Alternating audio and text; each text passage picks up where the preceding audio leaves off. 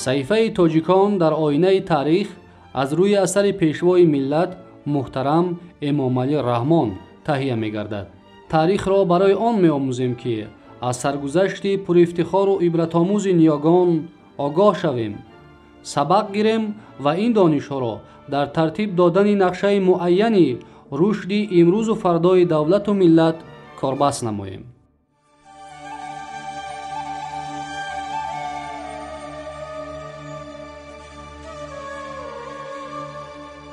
ادامه صحیفه تاجیکان در آینه تاریخ، باب 4: سلسله تورانیان و احیای دولتداری و تمدن آریایی.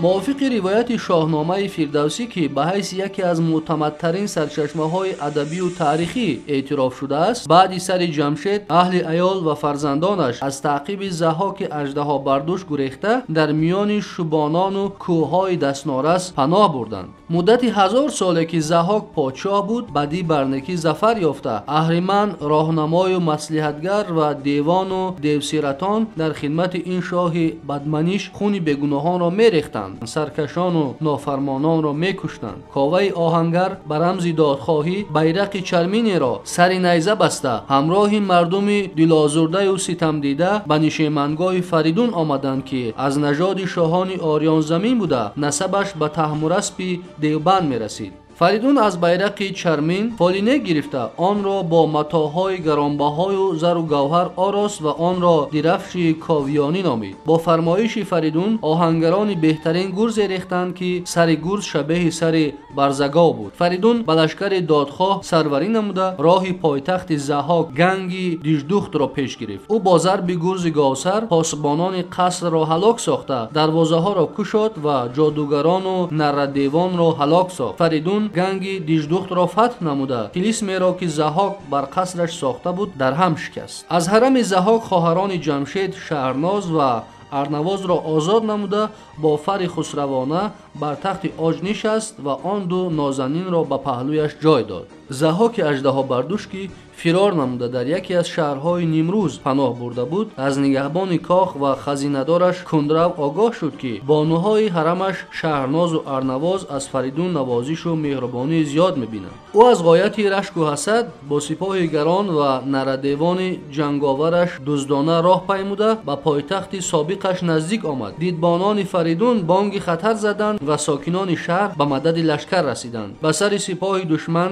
از بالای دیوارهای دیژ و بام‌های بلند سنگ و خیش می‌بارید. ضحاک از غایت رشک می‌سوخت، در عین جوش و جنگ از لشکر جدا شده با کمان به کنگره کاخ برآمد و به قصد نازنینان به سوی قصر شتافت. فریدون از قصد نوجوانمردانه ضحاک آگاه شده رقیب شوم را به گرز گاوسر زده یکسان خاک کرد. سپس با پیک و هدایت فرشته سروش فریدون کمند از چرم شیر بافانده با وی هر دو دست و میان ضحاک را به ستون چنان محکم بست که به کشیدن آن زور فیل هم نمی رسید.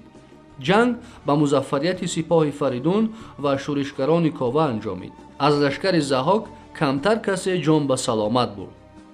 ضحاک دست پا بسته را به پشت شتر افکنده به سوی کوهسار شیرخان راندند.